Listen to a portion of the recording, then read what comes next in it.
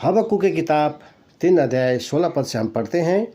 लिखा है, यह सब सुनते ही मेरा कलेजा काँप उठा, मेरे ओंठ थरथराने लगे, मेरे हड्डियां सड़ने लगी और मैं खड़े खड़े काँपने लगा। मैं शांति से उस दिन की बाट जोता रहूँगा जब दल बाँध कर प्रजा चढ़ाई करे।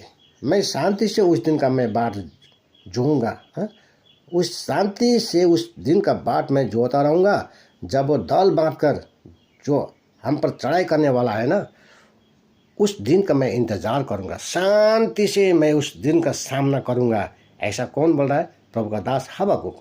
और ये बोलने से पहले वो क्या बोल रहा है?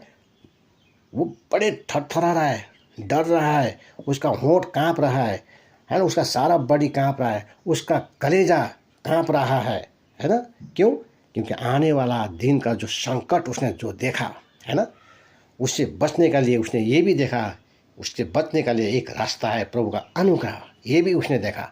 जब वो भयावह दिन से बचने के लिए प्राकृतिक हमला, दुष्ट का हमला है, शत्रु शैतान का हमला है, राजनीतिक हमला है ना, जाति जाति के विरोध में, राज्य राज्य के विरोध में, जगह जगह भूकंप होता है, जगह जगह महामारी होता है, क्या क्या होता है ना, और परमेश्वर का क्रोध बरसने वाला है।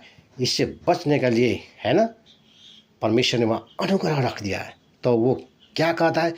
अब मैं उस दिन का इंतज़ार करूँगा जो एकदम हम पर चढ़ाई करने वाला है, वो विपत्ति का मैं इंतज़ार करूँगा आनंद के साथ, खुशी के साथ, है ना।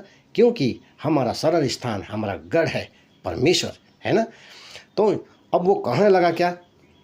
मेरा कोई इनकम ना हो, है ना, चाहे मेरी गाय बैल न रहे, चाहे भेड़ बकरे न रहे, मेरे खेत में कोई अन्न उपजाऊ ना हो, कोई बात नहीं, फिर भी मैं प्रभु का सेवा करता रहूँगा।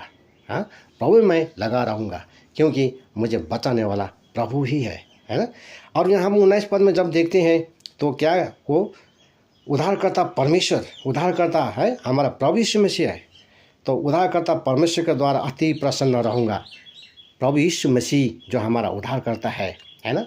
आने वाला ऐसा दिन है जो आ रहा है, जो हबक्कुक ने देखा, वो दिन से डर गया, लेकिन प्रभु यीशु मसीह का अनुग्रह भी देखा और जो खुशी और मगन हुआ। इसी तरह उस दिन से डरना नहीं, हमको खुशी और मगन रहना है, प्रभु का सेवा करना है हबक्कुक का जैसा।